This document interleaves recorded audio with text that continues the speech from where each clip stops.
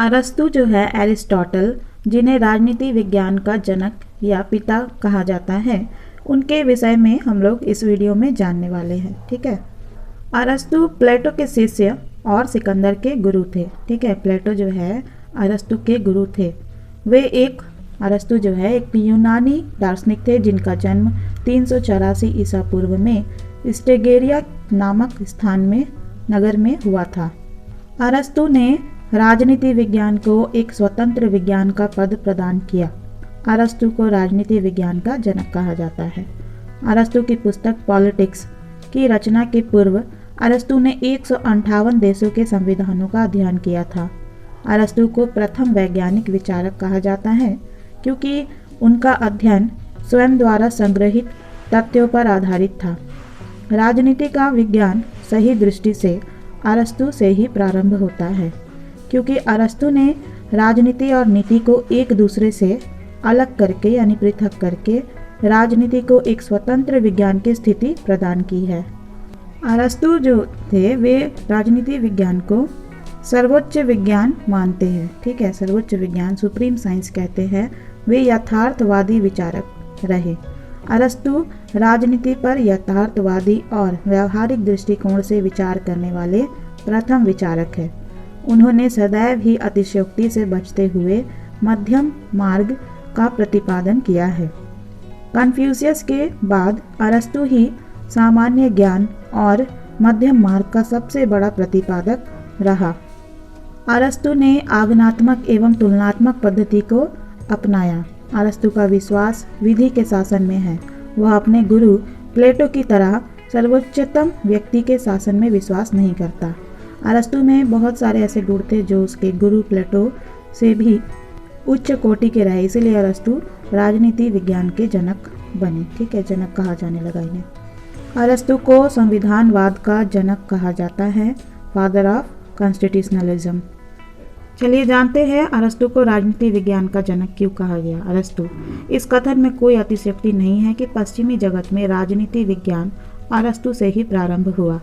यद्यपि अरस्तु के पूर्व प्लेटो ने राजनीति पर विचार किया था, किंतु उसका संपूर्ण ज्ञान कल्पना पर आधारित है। ठीक है। अरस्तु के गुरु जो थे प्लेटो, उनका जो दार्शनिक राजा आदर्श राज्य का जो सिद्धांत था वो पूर्णतः काल्पनिक ही प्रतीत होता है। ठीक है। क्योंकि वास्तव में इन प्रैक्टिकल व्यावहारिक रूप इसका कहीं भी देखने को नहीं मिला है, उनके दार्शनिक राजा या फिर आदर्श राज्य का। यद्यपि अरस्तु से पूर्व प्लेटो ने राजनीति पर विचार किया था, किंतु उसका संपूर्ण ज्ञान कल्पना पर आधारित है। वह अपने कल्पना लोक में ही खोया रहता है, वास्तविकता से कोई संबंध नहीं रखता।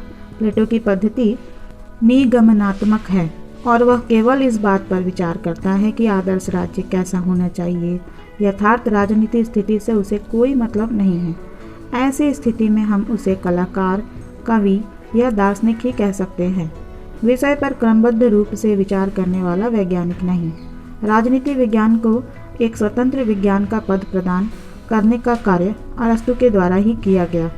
अरस्तु को जिन कारणों के आधार पर राजनीति विज्ञान का जनक कहा जा सकता है वो इस प्रकार है। पहला, विषय के प्रति वैज्ञानिक दृष्टिकोण।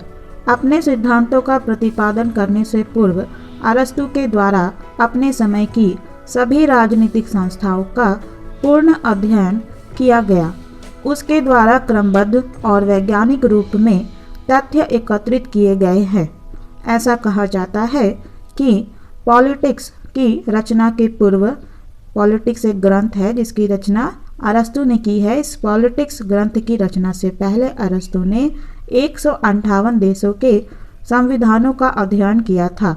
उसे यूनानी जगत की राजनीतिक संस्थाओं का ज्ञान कोश समझा जाता था। उसे यानी अरस्तु को इतिहास का अधिकारपूर्ण ज्ञान था और उसने अपने इस संपूर्ण ज्ञान के आधार पर राजनीति विज्ञान को नवीन दिशाएं प्रदान की।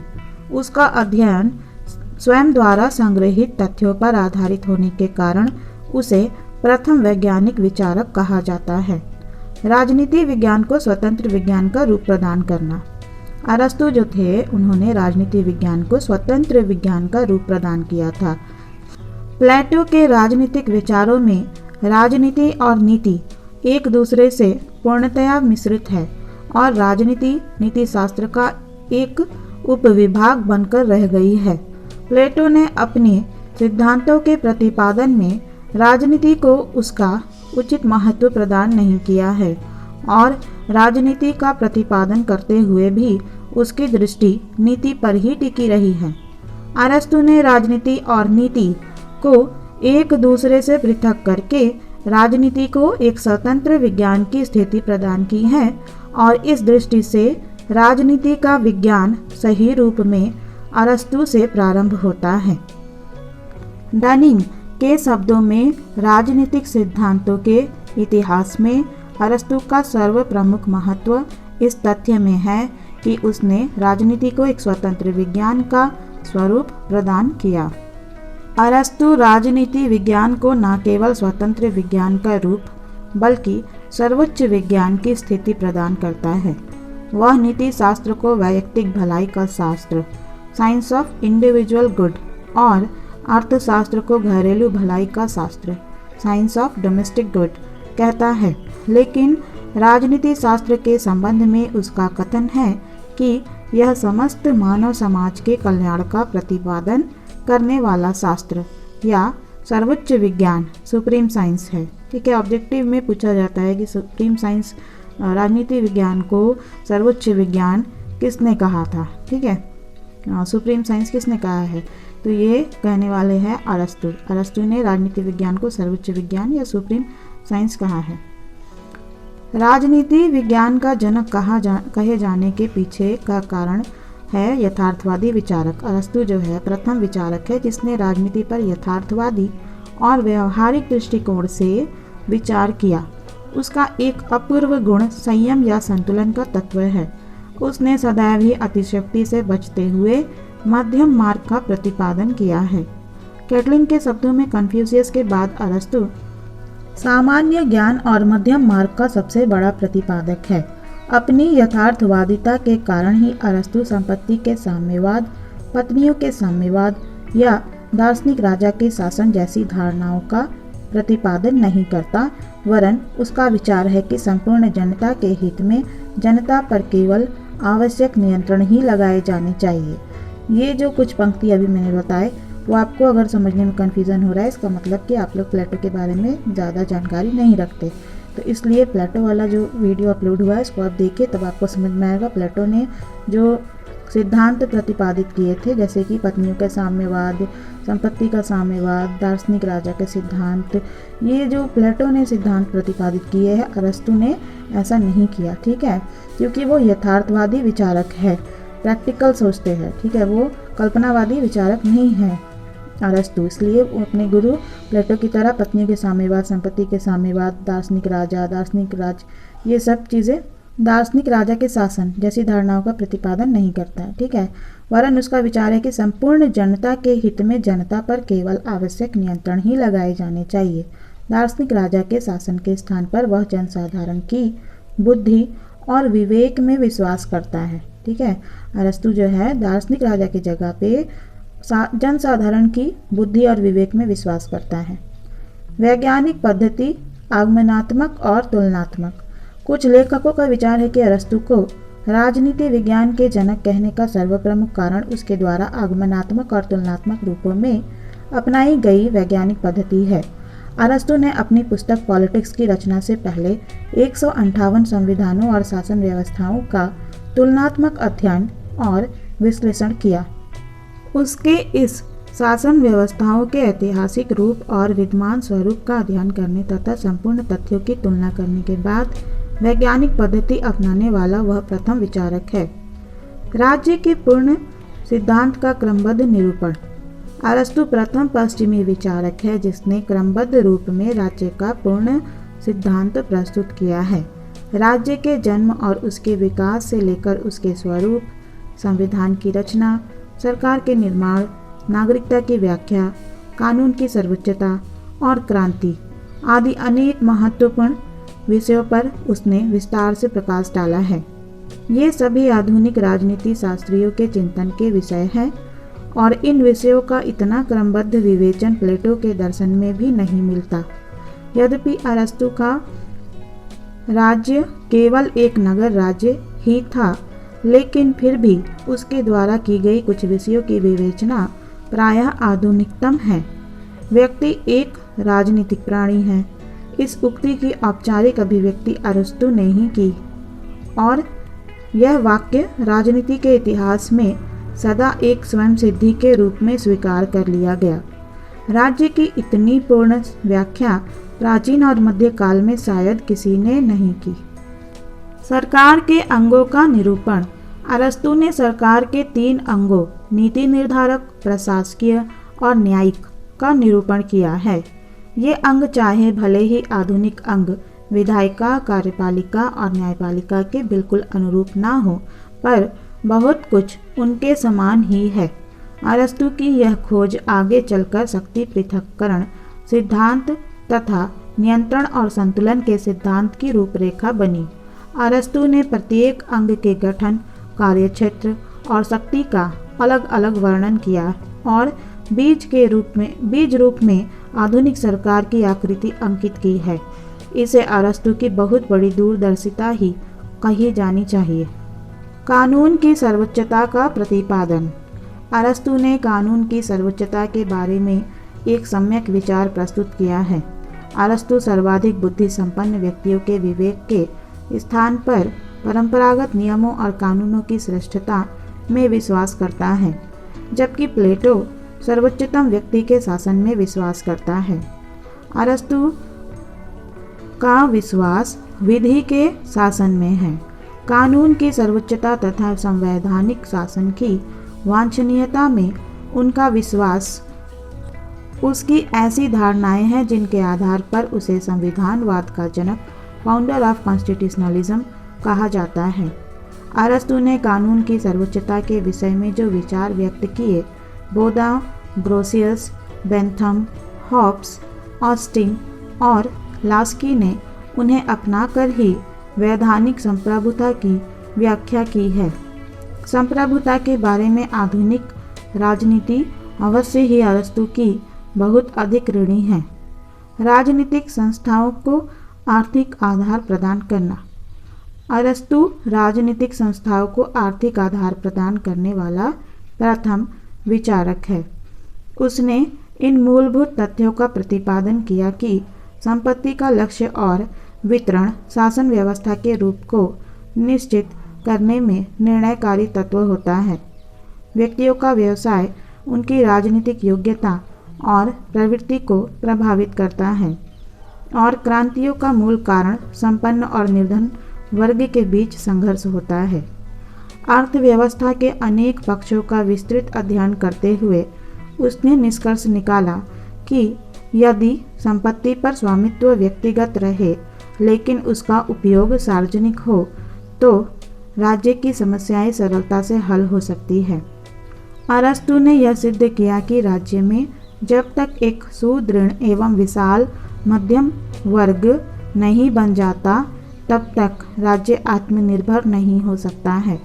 यदि हम उपयुक्त सभी तत्वों पर सामूहिक रूप से विचार करें तो हम पाएंगे कि अरस्तु को राजनीति विज्ञान का जनक कहने में कोई अतिशयोक्ति नहीं है।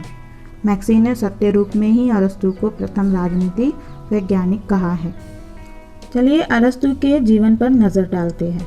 आज विश्व अरस्तु से एथेंस के विचारक के रूप में परिचित है, किंतु वह एथेंस का जन्मजात नागरिक नहीं था। उसका जन्म 384 ईसा पूर्व में मकदूनिया के तट पर स्टेगिरा नामक स्थान पर हुआ था, जहां अरस्तु के पिता शाही चिकित्सक थे।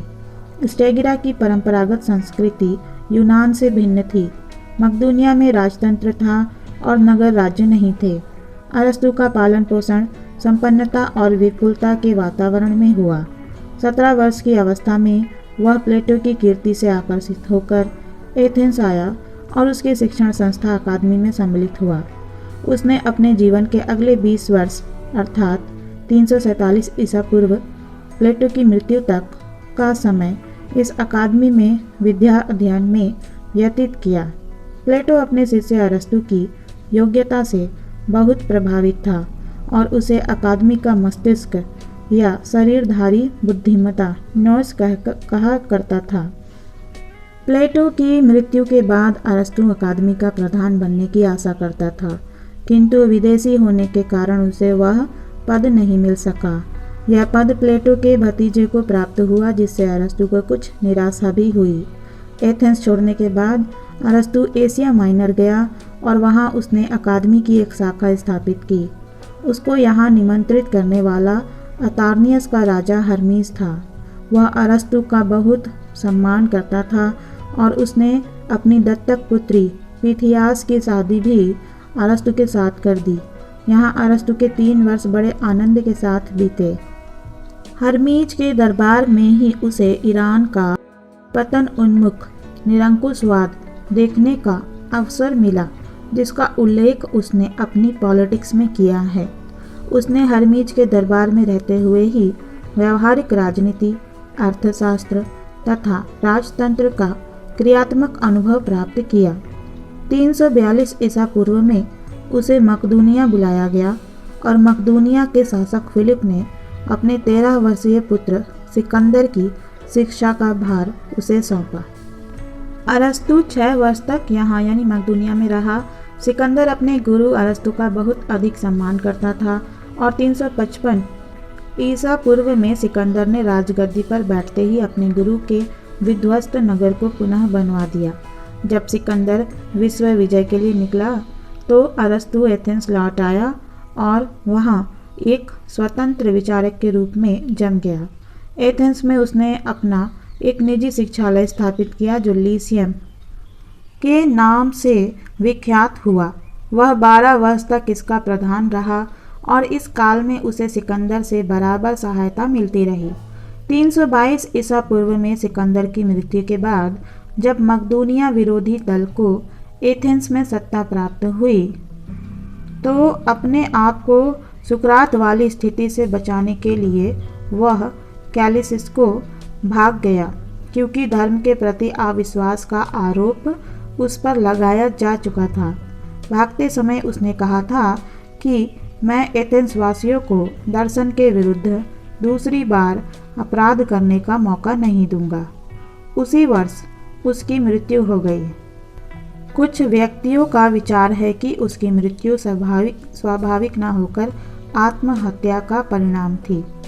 यद्यपि अरस्तु ने अपने 62 वर्ष के जीवन काल में यूनान के इतिहास का अत्यंत संकटपूर्ण दौर देखा था, किंतु जैसा कि फॉस्टर ने लिखा है उस पर अपने समय की हलचलों का कोई प्रभाव नहीं पड़ा और वह समकालीन घटनाओं से बिल्कुल विरक्त रहा।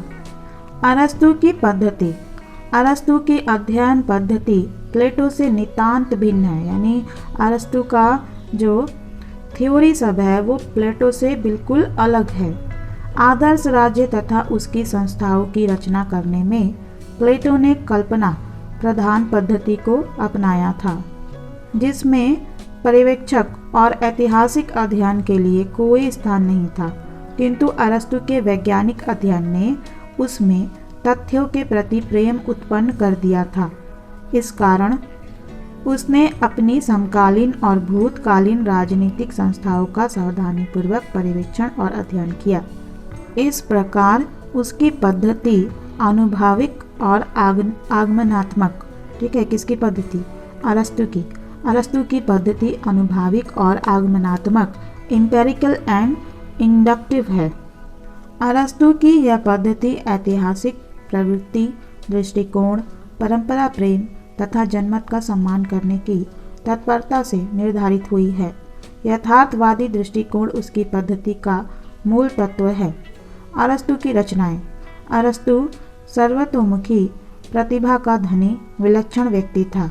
उसने प्राणी शास्त्र, प्राकृतिक विज्ञान, ज्योतिष शास्त्र, शिक्षा, मनोविज्ञान, तर्कशास्त्र, अर्थशास्त्र, राजनीति विज्ञान, भाषण कला और काव्य लेखन आदि सभी विषयों पर ग्रंथ रचना की, जिनकी संख्या कुल मिलाकर 400 के लगभग बतलाई जाती है। राजनीति शास्त्र पर उसकी सर्वाधिक महत्वपूर्ण रचनाएं 2 है। सर्वाधिक महत्वपूर्ण है पॉलिटिक्स और अपेक्षाकृत कम महत्वपूर्ण एथेंस का संविधान। Constitution of Athens. बार्कर ने अरस्तु की पॉलिटिक्स को राजनीति के क्षेत्र में मैग्नम ओपस या राजनीति की सर्वश्रेष्ठ रचना कहा है। अरस्तु की यह रचना पॉलिटिक्स 8 भागों में विभाजित है। अरस्तु के राज्य संबंधी विचार, राज्य की उत्पत्ति और विकास। अरस्तु अपने गुरु प्लेटो की भांति सोफिस्ट वर्ग के इस विचार का खंडन करता है कि राज्य की उत्पत्ति समझौते से हुई है। जैसा कि आप जानते ही होंगे, सोफिस्ट वर्ग जो है उनका मानना था कि राज्य की उत्पत्ति जो है सामाजिक समझौते के आधार पर हुई है। लेकिन अरस्तु जो है अपने गुरु प्लेटो की भांति ही सोफिस्ट वर्ग के इस विचार का खंडन करता है कि राज्य की उत्पत्ति समझौते से हुई है और उसका अपने नागरिकों की शक्ति पर कोई वास्तविक अधिकार नहीं है। अरस्तु के अनुसार व्यक्ति अपनी प्रकृति से ही एक राजनीतिक प्राणी है और राज्य व्यक्ति की इस प्रकृति का ही परिणाम है। अरस्तु के अनुसार राज्य मनुष्य की सामाजिकता का परिणाम है। सामाजिक जीवन अन्य जीवधारियों में भी पाया जाता है, परंतु व्यक्ति विचारशील और विवेकशील प्राणी है, इसलिए उसकी सामाजिकता अन्य श्रेणी के जीवधारियों से भिन्न है।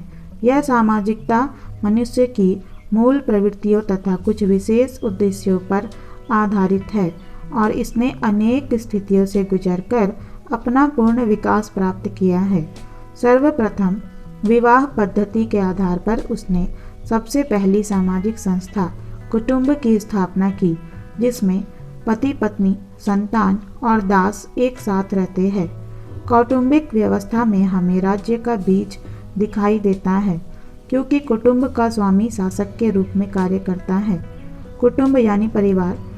कुटुंब स्वाभाविक समुदाय है क्योंकि वह संतान उत्पत्ति और सुरक्षा की आवश्यकताओं को पूरा करता है। परंतु व्यक्ति केवल सुरक्षा ही नहीं चाहता, उसकी अन्य अनेक भौतिक तथा आध्यात्मिक आवश्यकताएं हैं। इसलिए कुछ कुटुंब मिलकर गांव का निर्माण करते हैं।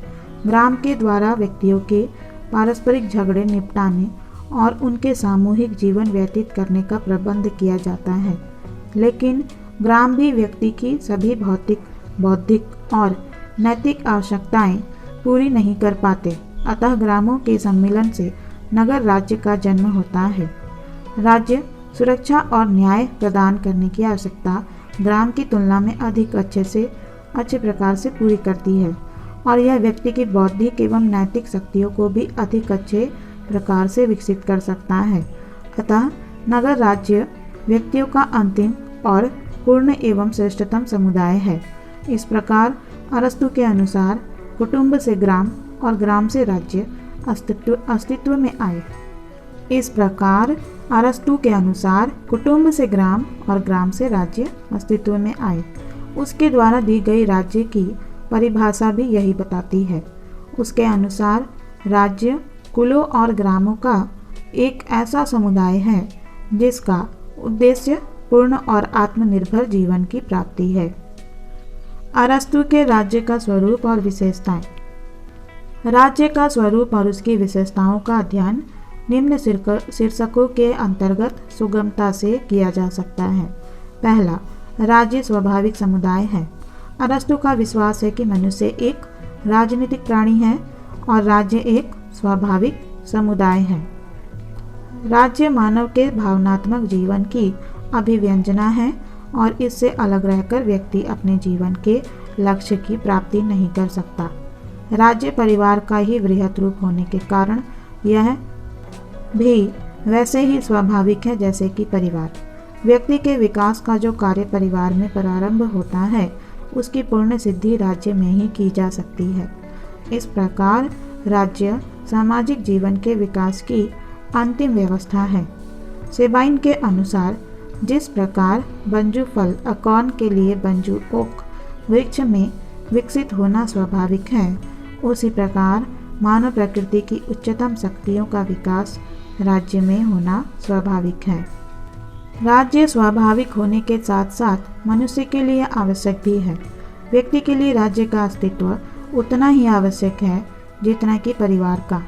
परिवार में व्यक्ति की कुछ भावनात्मक और कुछ आर्थिक आवश्यकताएं पूरी होती है। ग्राम इनके अतिरिक्त कुछ और आवश्यकताओं की पूर्ति करता है। परंतु मनुष्य का पूर्ण बौद्धिक एवं नैतिक विकास राज्य में ही संभव है। इस प्रकार अरस्तु अपने इस निष्कर्ष पर पहुंचता है कि राज्य का उदय जीवन के लिए हुआ और सद्जीवन के लिए उसका अस्तित्व बना हुआ है। राज्य व्यक्ति से पूर्व का संगठन है। State is prior to individual. अरस्तु ने राज्य के प्रश्न पर विचार करते हुए कहा है कि राज्य व्यक्ति से पूर्व का संगठन है। ऐसा कहने में अरस्तु का तात्पर्य यह नहीं था कि ऐतिहासिक दृष्टि से राज्य का जन्म पहले हुआ, वरन उसके कहने का अभिप्राय यह था कि मानसिक या मनोवैज्ञानिक दृष्टि से राज्य का जन्म पहले ही हो चुका था। यह कैसे हुआ? इस संबंध में यह कहा जा सकता है कि राज्य एक पूर्ण समुदाय है। व्यक्ति केवल एक तत्व। पूर्णता पहले आती है, उसके बाद में अंग, इसलिए राज्य व्यक्ति से पूर्ववर्ती है। मनुष्य के बौद्धिक विकास की पूर्ण कल्पना के रूप में राज्य का जन्म व्यक्ति, परिवार और ग्राम के अस्तित्व में आने से पूर्व ही हो चुका था। अरस्तु का कथन है कि समय की दृष्टि से परिवार पहले है, परंतु प्रकृति की दृष्टि से राज्य पहले है। राज्य सर्वोच्च समुदाय है। परिवार, ग्राम और राज्य ये सभी विभिन्न प्रकार के समुदाय कोइमोनिया है। प्रत्येक समुदाय की स्थापना किसी प्रकार की अच्छाई या श्रेष्ठता की प्राप्ति के लिए की जाती है। परिवार व ग्राम आदि प्रत्येक अन्य समुदाय का उद्देश्य किसी विशिष्ट तथा हीनतर अच्छाई की प्राप्ति करना है, परंतु राज्य का उद्देश्य सर्वोच्च अच्छाई, हाईएस्ट गुड की प्राप्ति करना है। अतः स्वाभाविक रूप से राज्य समुदायों का समुदाय मात्र ही नहीं है, वरन वह सर्वोच्च समुदाय है।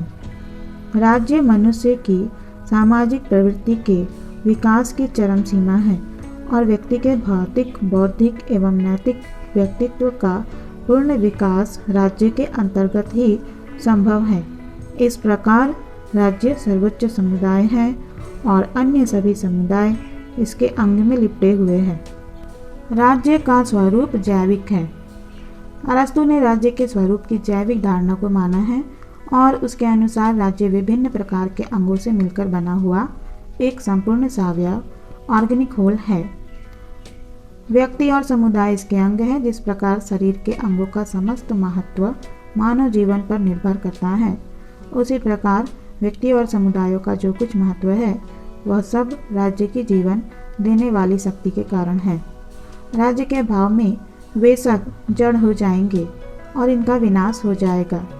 व्यक्ति राज्य के सदस्य के रूप में अर्थात राज्य में रहकर ही अपना विकास कर सकता है। ईबनस्टीन के अनुसार अरस्तु ने अपने इस विचार के आधार पर राज्य की जैविक धारणा की नींव रखी है। राज्य एक आत्मनिर्भर संगठन। अरस्तु का विचार है कि राज्य सभी वस्तुओं के विषय में आत्मनिर्भरता की पराकाष्ठा तक पहुंचा हुआ संगठन है। आत्मनिर्भरता का तात्पर्य सामान्यतया अपनी सभी आवश्यकताएं स्वयमेव पूरा करने से लिया जाता है। परिवार तथा ग्राम के द्वारा व्यक्ति की भौतिक आवश्यकताओं की पूर्ति आंशिक रूप में ही की जाती है। राज्य ही एकमात्र ऐसा संगठन है जो इन आवश्यकताओं की पूर्ण रूप से पूर्ति कर सकता है।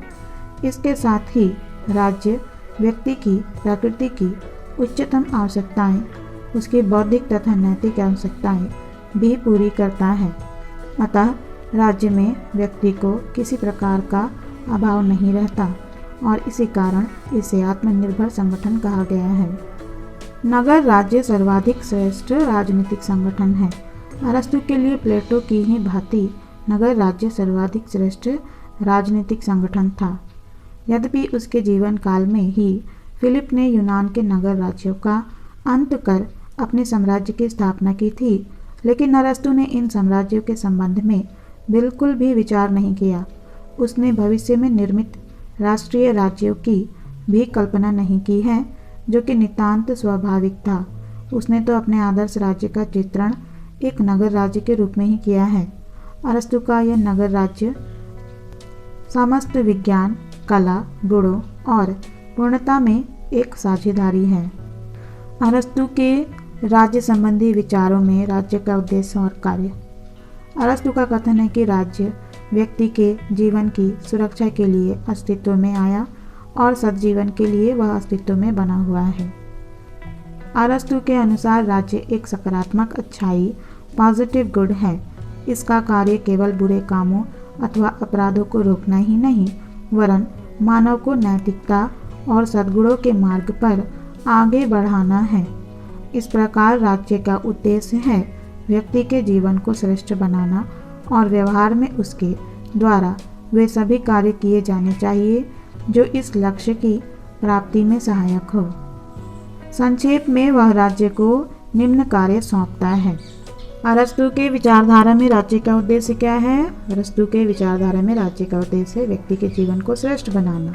उसके लिए अरस्तु राज्य को ये कार्य सौंपता है। पहला, अपने सदस्यों के लिए पूर्ण और आत्मनिर्भर जीवन की व्यवस्था करना।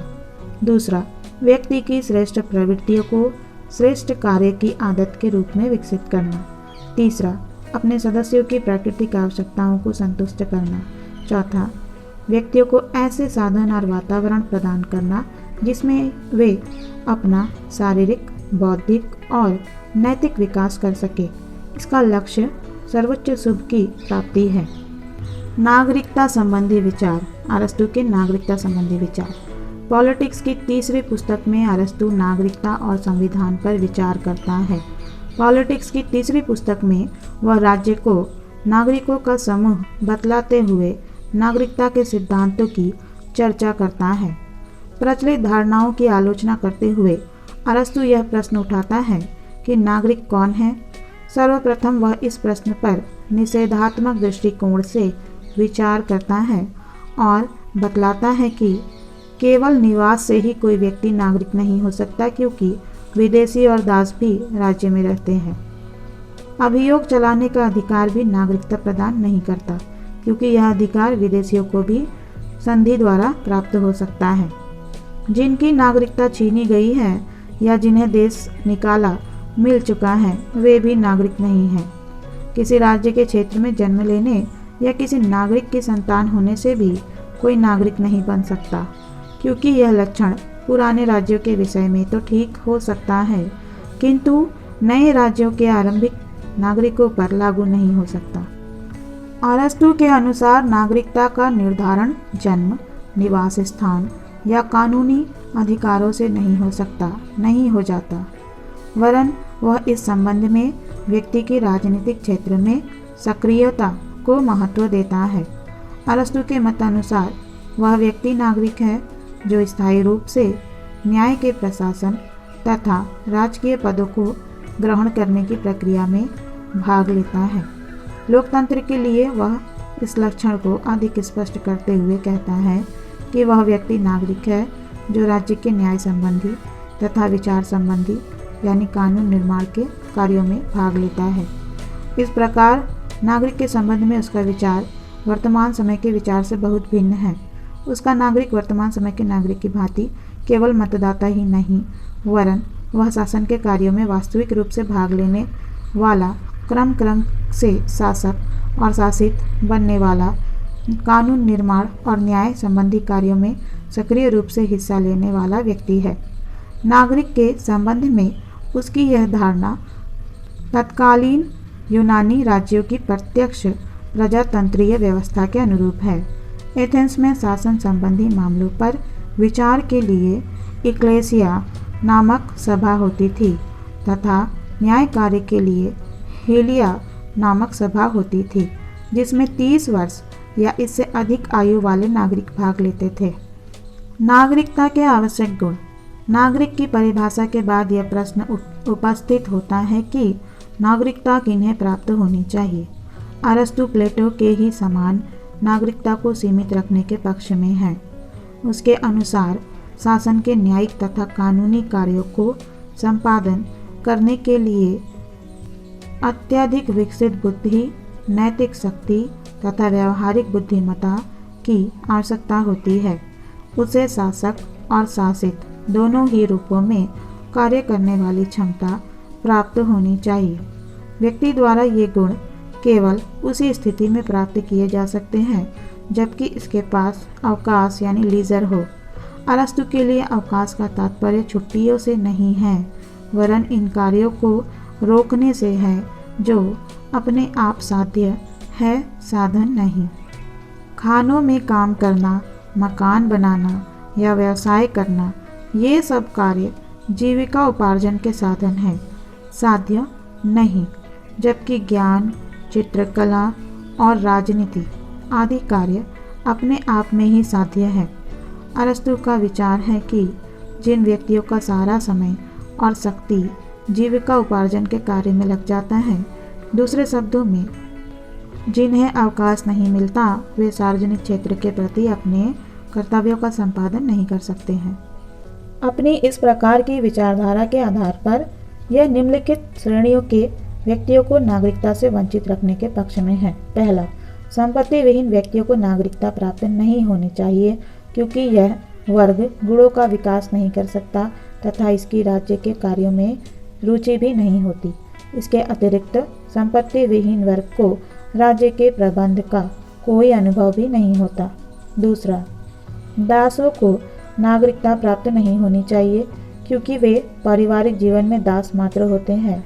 शारीरिक परिश्रम के कार्य करने के कारण उनमें उचित विवेक नहीं होता और उनके पास अवकाश भी नहीं होता।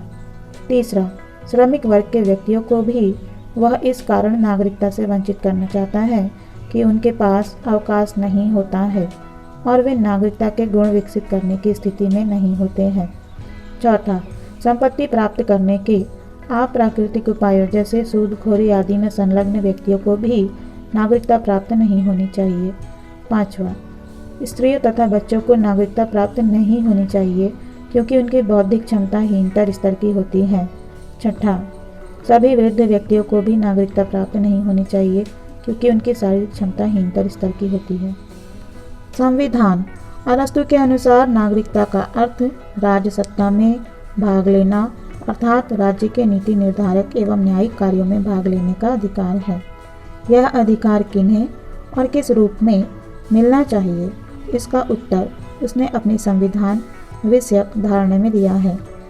अरस्तु के अनुसार संविधान या पॉलिटी राज्य का एक ऐसा संगठन है जिसका संबंध सामान्यतया राज्य के पदों के निर्धारण से है और विशेषकर ऐसे पद के निर्धारण से है जो समस्त राजनीतिक मामलों में सर्वोच्च हो।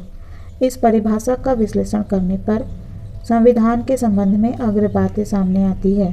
पहला, संविधान राज्य अथवा उसके पदों का संगठन है। दूसरा, संविधान द्वारा ही सर्वोत्तम सत्ता के निवास को निर्धारित किया जाता है। तीसरा, संविधान यह भी स्पष्ट करता है कि राज्य किस लक्ष्य की ओर उन्मुख है। चौथा, राज्य के लिए संविधान अति आवश्यक है, इसी के आधार पर राज्य का निर्माण अथवा अंत होता है। पांचवा, राज्य का सार अथवा अति आवश्यक आधार संविधान होता है और संविधान में परिवर्तन के साथ राज्य का रूप बदल जाता है। अरस्तु की संविधान संबंधी धारणा की सर्वप्रमुख विशेषता उसके द्वारा राज्य, संविधान और दल को एक रूप मान लेना है। राज्यों या संविधानों का वर्गीकरण। राज्यों का सर्वप्रथम वैज्ञानिक वर्गीकरण अरस्तु के द्वारा किया गया है। अरस्तु ने अपना यह वर्गीकरण दो आधारों पर प्रस्तुत किया है। पहला संख्या का आधार और दूसरा नैतिक आधार। संख्या के आधार का तात्पर्य यह है कि प्रभुत्व शक्ति का प्रयोग कितने व्यक्तियों द्वारा किया जाता है। नैतिक आधार का तात्पर्य यह है कि शासन करने वाले व्यक्तियों का उद्देश्य क्या है। अरस्तु ने पहले आधार पर एक व्यक्ति का शासन, कुछ व्यक्तियों के शासन और बहुसंख्यकों का शासन, इस प्रकार के तीन भेद किए हैं और दूसरे आधार पर अरस्तु ने इन्हीं तीन शासन व्यवस्थाओं के दो रूपों, स्वाभाविक और विकृत, का निरूपण किया है। अरस्तु के अनुसार शासन का वह रूप स्वाभाविक है जिसमें शासक सामान्य हित के आदर्श के आधार पर कार्य करता है और विकृत रूप वह है जिसमें शासक वर्ग केवल अपने हितों को दृष्टि में रखता है। अरस्तु के वर्गीकरण को स्पष्ट रूप से समझने के लिए हम उसके निम्न प्रकार से तालिकाबद्ध कर सकते हैं। देखो, अरस्तु का वर्गीकरण किस प्रकार किया गया है। अरस्तु ने राज्यों का वर्गीकरण जो है संख्या के आधार पर और नैतिक आधार पर किया है। संख्या के आधार पर शासन करने वाले व्यक्तियों की संख्या एक या फिर अल्पसंख्यक या बहुसंख्यक हो सकती है, ठीक है। और नैतिक आधार सर्वोच्च सत्ता के संचालन का उद्देश्य। नैतिक आधार शासन या स्वाभाविक रूप, एक तंत्र या राजतंत्र। शासन का विकृत रूप जो है अतायती तंत्र है, ठीक है, अतातीय तंत्र। टिरैनी, कुलीन तंत्र अल्पसंख्यक में है। बहुसंख्यक में कहते हैं बहुतंत्र या संवैधानिक तंत्र। वहीं शासन का विकृत रूप जो है आततायी तंत्र, टिरानी, इसमें अल्पसंख्यक को कहेंगे वर्गतंत्र या धनिक तंत्र, ओलिगार्की। और बहुसंख्यक का अगर शासन है तो उसे कहेंगे भीड़ तंत्र, डेमोक्रेसी, ठीक है। एक व्यक्ति का शासन जब सामान्य हित में कार्य करता है तो उसे राजतंत्र कहते हैं, ठीक है। किंतु जब शासन केवल अपने ही हितों की दृष्टि में रखते हुए शासन शक्ति का प्रयोग करने लगता है तो वह निरंकुश तंत्र या आततायी तंत्र में परिणत हो जाता है। थोड़े से व्यक्तियों का शासन जब सामान्य हित में कार्य करता है तो वह कुलीन तंत्र, अरिस्टोक्रेसी है। किंतु जब वह केवल शासकों के हितों को ही दृष्टि में रखता है तो वह अल्पतंत्र या धनिक तंत्र में परिणत हो जाता है, यानी ओलिगार्की बन जाता है, ठीक है। और जब अनेक व्यक्तियों यानी बहुसंख्यक, ठीक है, अनेक व्यक्तियों के द्वारा सामान्य हित को दृष्टि में रखते हुए और व्यवस्थित रूप में शासन व्यवस्था का संचालन किया जाता है तो वह बहुतंत्र या संवैधानिक तंत्र कहलाता है। किंतु जब अव्यवस्था फैल जाती है और भीड़ के ही हितों को ध्यान में रखा जाता है तो वह भीड़ तंत्र, डेमोक्रेसी कहलाता है। अरस्तु ने इस भीड़ तंत्र को ही डेमोक्रेसी का नाम दिया है और बहुतंत्र या संवैधानिक शब्द का प्रयोग उस अर्थ में किया है जिस अर्थ में आज प्रजातंत्र शब्द का प्रयोग किया जाता है। अरस्तु का आदर्श राज्य। पॉलिटिक्स की 7वीं पुस्तक में अरस्तु प्लेटो के लॉज से प्रेरणा ग्रहण करते हैं। लॉज जो है प्लेटो का एक महत्वपूर्ण ग्रंथ है, ठीक है। तो पॉलिटिक्स जो है अरस्तु का एक महत्वपूर्ण ग्रंथ है। पॉलिटिक्स की 7वीं पुस्तक में अरस्तु प्लेटो के लॉज से प्रेरणा ग्रहण करते हुए अपने आदर्श राज्य का एक सुंदर और व्यापक चित्र प्रस्तुत करता है। प्लेटो द्वारा रिपब्लिक में प्रतिपादित आदर्श राज्य में एक दार्शनिक राजा राज्य करता है जिसकी शक्ति पर कोई प्रतिबंध नहीं है और जिसे जन स्वीकृति की भी आवश्यकता नहीं है। इस आदर्श राज्य की असंभावना को समझकर प्लेटो ने लॉज में अंकित अपने उप आदर्श राज्य में दार्शनिक शासन के स्थान पर कानून के शासन को प्रतिष्ठित करने की चेष्टा की है। किंतु ऐसा करते समय भी उसके मन और मस्तिष्क पर रिपब्लिक का आदर्श राज्य ही छाया रहता है और इस कारण कानून, शासन तथा जनमत को प्रतिष्ठित करने के लिए राज्य व्यवस्था में जो दूसरे महत्वपूर्ण परिवर्तन किए जाने चाहिए, प्लेटो वे परिवर्तन नहीं कर सका है। इसका श्रेय उसके महान शिष्य अरस्तु को है।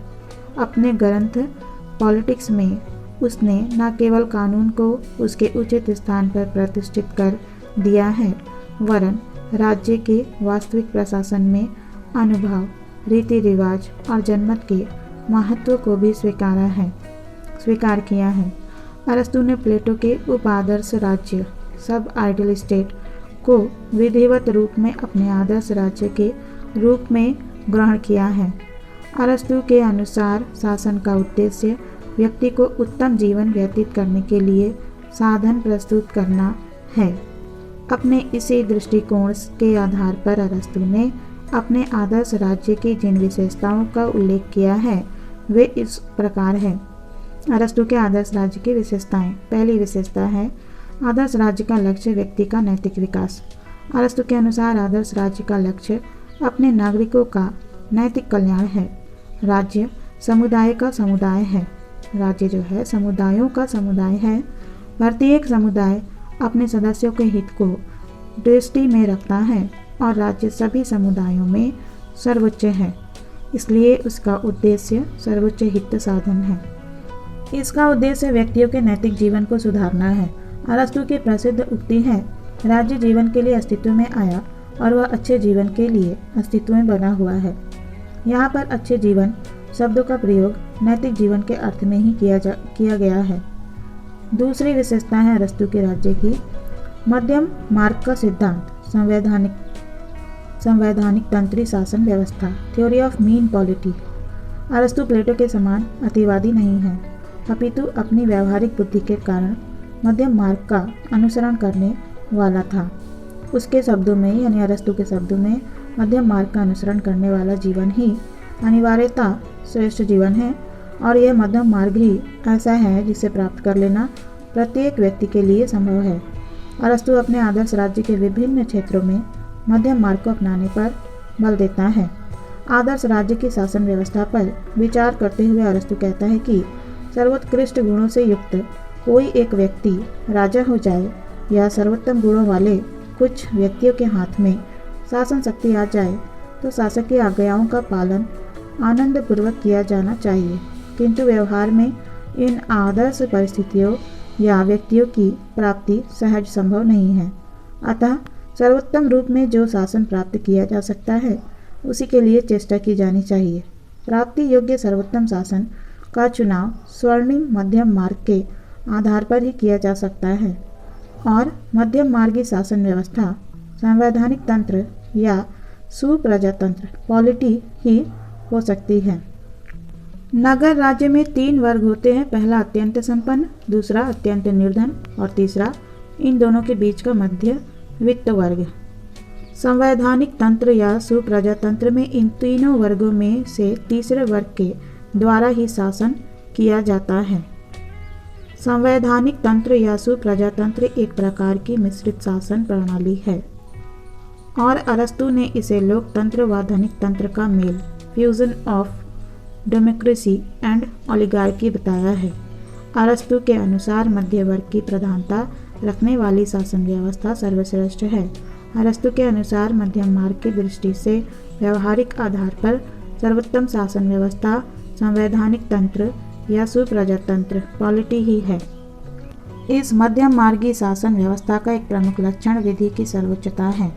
अरस्तु ने अपने आदर्श राज्य में 3 प्रकार के कार्य करने वाली 3 संस्थाओं का वर्णन किया है।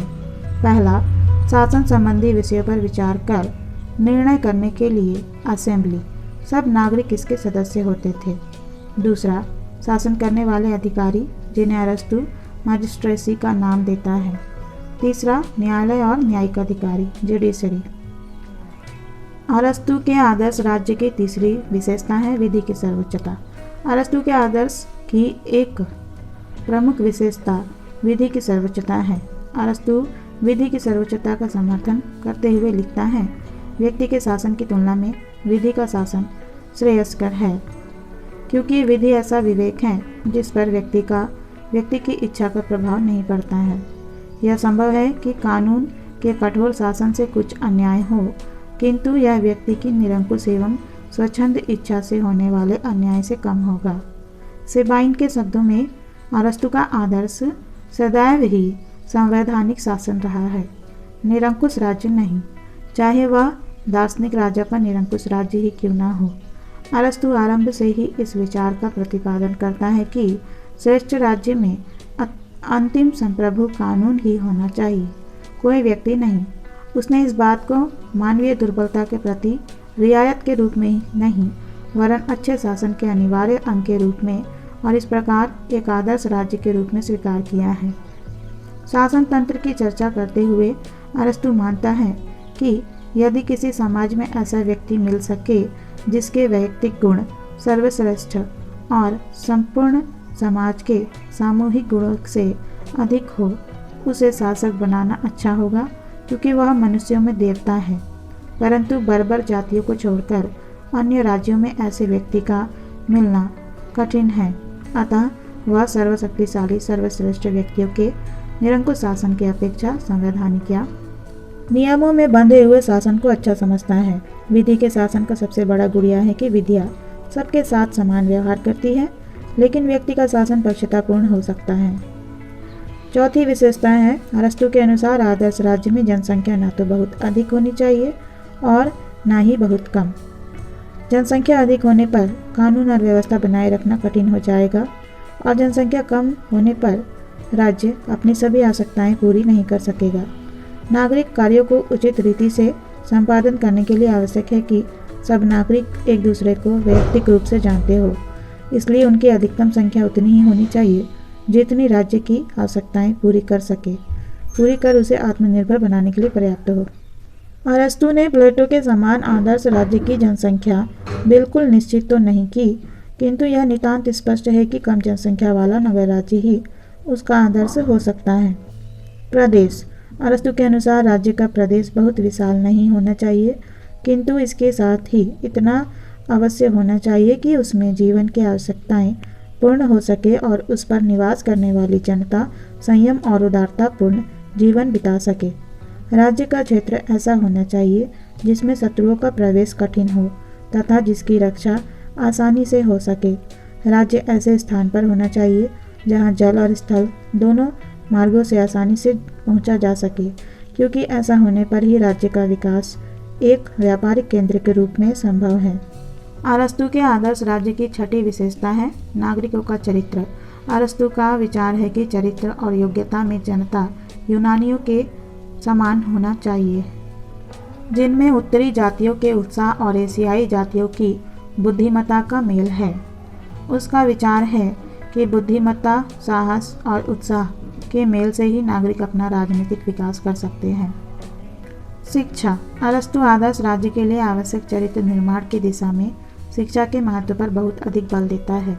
उसके लिए राज्य एक शिक्षण संस्था है और आदर्श राज्य की यह एक प्राथमिक आवश्यकता है कि सभी नागरिकों के लिए एक ही प्रकार की अनिवार्य तथा सार्वजनिक शिक्षा की व्यवस्था हो। राज्य की स्थिति। नगर राज्य में बस्ती का स्थान इन बातों को ध्यान में रखते हुए चुना जाना चाहिए: सार्वजनिक स्वास्थ्य, राजनीतिक सुविधा और सैनिक आवश्यकताएं। नगर को बसाते समय सौंदर्य का भी ध्यान रखा जाना चाहिए।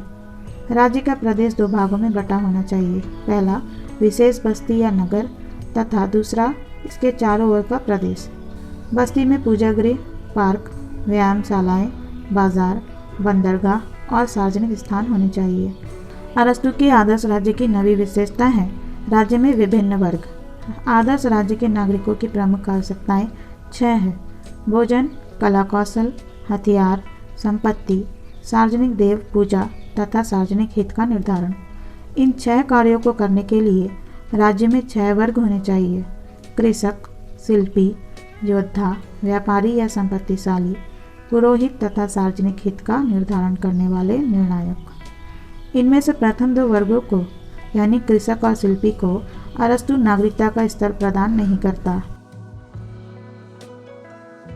वे राज्य में रहते हैं और राज्य के लिए कार्य करते हैं, किंतु राज्य के सदस्य नहीं होते।